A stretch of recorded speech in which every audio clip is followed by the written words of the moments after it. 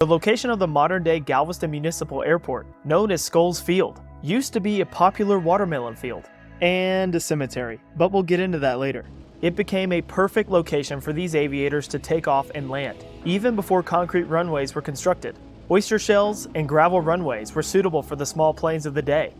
An official airport was established in 1931 to support Galveston's growing gambling and entertainment industry. In 1932, Fort Crockett became the inaugural operational unit to receive 11 A-8 Shrike attack aircraft, making the debut delivery of the military's first all-metal mono-wing aircraft to a forward operational unit.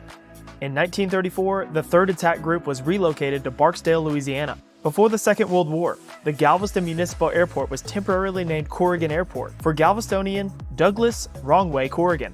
Douglas Corrigan was a remarkable American aviator, famous for his audacious 1938 transcontinental flight. Corrigan was a proficient aircraft mechanic who contributed to building Charles Lindbergh's Spirit of St. Louis. Corrigan had been denied permission to fly from New York to Ireland. He claimed he had a navigational error and skillfully piloted his aircraft over the Atlantic Ocean, a journey that completely defied his filed flight path. But he made the trip nonetheless, a true Galvestonian move.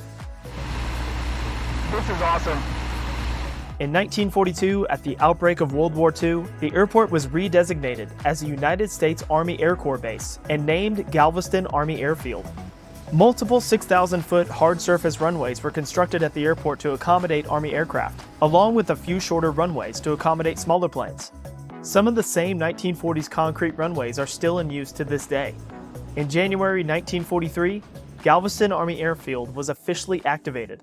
Some of the first missions to fly out of the Galveston Army Airfield were in search of submarines, flying anti-submarine squadrons over the Gulf of Mexico, as there were plenty of German U-boats in the Gulf of Mexico during World War II.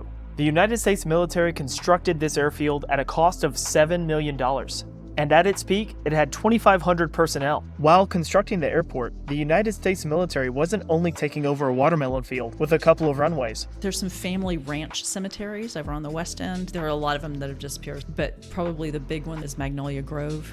When World War II came, Schoells Airport was built, and the cemetery is half of it is underneath the runway to Schoells Air Force Field, and half of it is under the 18th green of Moody Gardens Golf Course.